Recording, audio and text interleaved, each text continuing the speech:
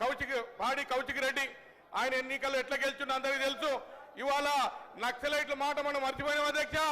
ఇవాళ పాడి కౌశిక్ రెడ్డి అసెంబ్లీ నక్సలైట్ గా మారిండు, అసెంబ్లీ నక్సలైట్ గా మారిండు అధ్యక్ష. తప్పకుండా మా డిమాండ్ ఇక్కడ దళితులు గౌరవులు, దళితులు గిరిజనులు అట్లాగే ఆదివాసీల పక్షాన మేము డిమాండ్ చేస్తా ఉన్నాం అధ్యక్ష.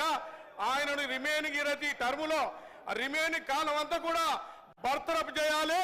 అట్లాగే హరీష్ రావు గారు, కేటీఆర్ గారు కూడా వారు కూడా బేషరతుగా గౌరవ సభ్యులకు కడియం శ్రీహరి గారికి క్షమాపణ చెప్పాలి. అట్లాగే ఈ సభకు మొత్తం కూడా క్షమాపణ చెప్పాలని డిమాండ్ చేస్తూ ఇక్కడ దళితులు గిరిజనులు అట్లాగే ఆదివాసులు ఎవరు తక్కువ లేరు అధ్యక్ష. అందరూ కూడా డాక్టర్లు ఇంజనీర్లు చదువుకొని వచ్చినాం. మరి గౌరవ మా పార్టీ తరఫున మాకు అవకాశం ఇచ్చారు. గౌరవ ముఖ్యమంత్రి గారికి ఉండే మా నాయకులకు కూడా అవకాశం ఇస్తే గెలిచి వచ్చిన అధ్యక్ష. మేము వాళ్ళకన్నా తక్కువేం కాదు అధ్యక్ష. ఇవాళ బెదిరిస్తా ఉన్నారు, AK-47 లాగా చూపిస్తా ఉన్నాడు ఎవరు మన పాడి కౌశిక్ రెడ్డి గారు. కాబట్టి మంత్రి గారు తప్పకుండా మీరు యాక్షన్ తీసుకోవాలి.